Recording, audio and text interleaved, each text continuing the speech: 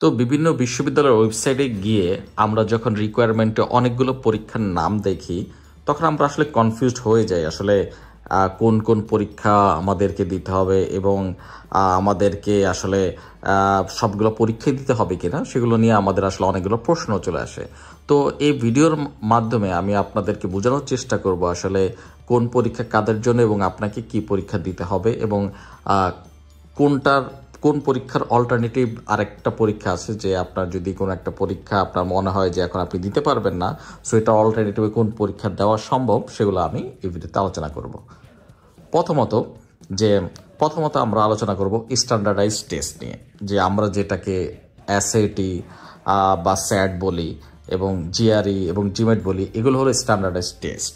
So যদি আমরা প্রথমে স্যাটের কথা বলি, এসএটি, তো স্যাটটা হলো যে আমরা যারা আসলে আন্ডারগ্রেড পড়তে যাব বিদেশে, বিশেষ করে আমেরিকান বিশ্ববিদ্যালয়গুলোতে, প্লাস কিছু কিছু আমেরিকান বিশ্ববিদ্যালয় ছাড়াও কিছু কিছু বিশ্ববিদ্যালয় বা কলেজেও মাঝে মধ্যে যে স্যাট বা এসিটি এক্সাম চায়, তো সেক্ষেত্রে আমাদেরকে সেই পরীক্ষাটা দেওয়া লাগবে সেই বিশ্ববিদ্যালয়ে চান্স পাওয়ার জন্য।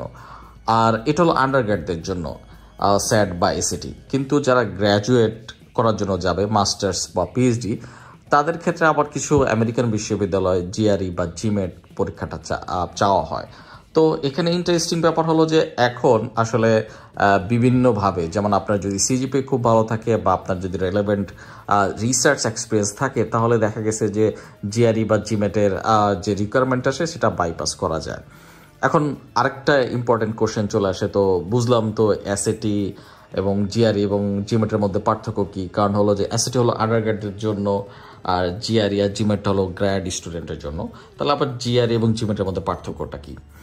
জিআরই টা আসলে যারা যেসব ইউনিভার্সিটি অ্যাকসেপ্ট করে, এটা মোস্টলি আসলে যে মানে আপনি সায়েন্স হোক, কমার্স হোক, আর্টস হোক, জিআরইটা আসলে সব ধরনের ব্যাকগ্রাউন্ডের জন্য অ্যাকসেপ্টেড এক্সামস এবং পুরো ওয়ার্ল্ডে এটার অ্যাকসেপ্টেন্সটা অনেক বেশি। আর জিমেটটা সাধারণত বিজনেস ব্যাকগ্রাউন্ডের স্টুডেন্টদের জন্য, যারা এমবিএ করতে যাবেন বাইরে তাদের জন্য। এবং ইন্টারেস্টিংলি এনাফ যে এমবিএ করার পরও অনেক এমবিএ করার পর যারা এমবিএ গ্র্যাজুয়েটস, তারা দেখা গেছে যখন বিভিন্ন বড় বড় ব্যাংক বা মাল্টিন্যাশনাল কোম্পানিতে আবেদন করে, তখনও দেখা গেছে বিভিন্ন কোম্পানি তখন জিমেটের স্কোরটা চায়। এটা তো সব কোম্পানির জন্য না, এটা কিছু কিছু কোম্পানির জন্য। তো এখন যেটা হলো যে আপনি যদি মনে করেন যে আপনি আসলে পরীক্ষাগুলো দেওয়ার মতো সিচুয়েশন আছে, আমি বলবো যে পরীক্ষাগুলো দেন, ভালোভাবে দেন। সো তো আরেকটা দ্বিতীয় পার্টটা হলো যে ইংলিশ প্রফিসিয়েন্সি টেস্ট, যে আসলে সো স্টুডেন্টদের মধ্যে কোশ্চেন থাকে যে আমি আইএলটিএসও দিব, আবার মানে জিআরই জিমেটও দিব। তো দেখেন, ইংলিশ প্রফিসিয়েন্সি যে টেস্টটা, সেটা হলো যে আসলে এটা দিয়ে আসলে মানে আমরা তো আসলে ইন্টারন্যাশনাল স্টুডেন্ট হিসেবে আমরা পড়ালেখা করতে যাব, তো আমাদের আসলে ইংলিশের স্পিকিং স্কিলটা কেমন, যে আমরা আসলে বিদেশে যে ইউনিভার্সিটি টিচারদের সাথে বা স্টুডেন্টদের সাথে ঠিকমতো কমিউনিকেট করতে পারবো কিনা, ঠিকমতো ইংলিশে লেখাপড়া যদি আমরা করতে না পারি, কমিউনিকেট করতে না পারি, তাহলে তো আসলে হবে না। তো এই জন্যে ইংলিশ প্রফিসিয়েন্সি টেস্ট আবার প্রয়োজন হয়।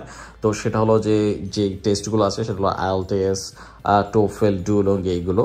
সো এই ক্ষেত্রে মানে আমরা যেহেতু ইন্টারন্যাশনাল স্টুডেন্ট, ইংলিশটা যেহেতু আমাদের সেকেন্ড ল্যাঙ্গুয়েজ, সেক্ষেত্রে আমাদের আইএলটিএস বা টোফেলটা চাওয়া হয়। সো টোফেলটা হলো যে বেশিরভাগ ক্ষেত্রে আমেরিকান বিশ্ববিদ্যালয়গুলো টোফেল স্কোরটা চায়, কিন্তু আইএলটিএসটা যেহেতু ইউরোপ, অস্ট্রেলিয়া, নিউজিল্যান্ড সহ বেশিরভাগ দেশের বিশ্ববিদ্যালয়গুলো অ্যাকসেপ্ট করে, তো আইএলটিএসের অ্যাকসেপ্টেন্সটা অনেক বেশি।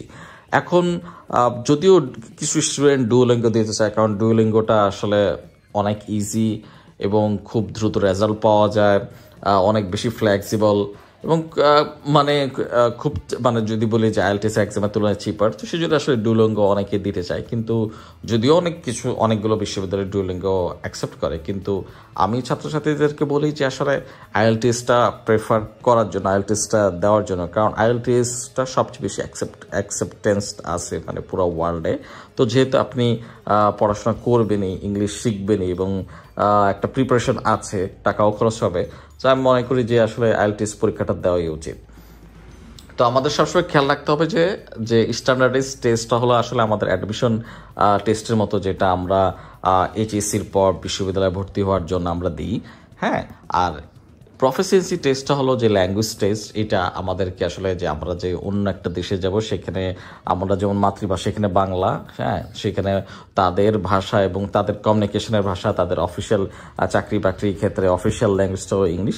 সেক্ষেত্রে আমাদের সেই ভাষাগত দক্ষতার জন্য আমাদেরকে আসলে একটা আইএলটিএস অথবা টোফেল পরীক্ষাটা দেওয়ার প্রয়োজন হয়।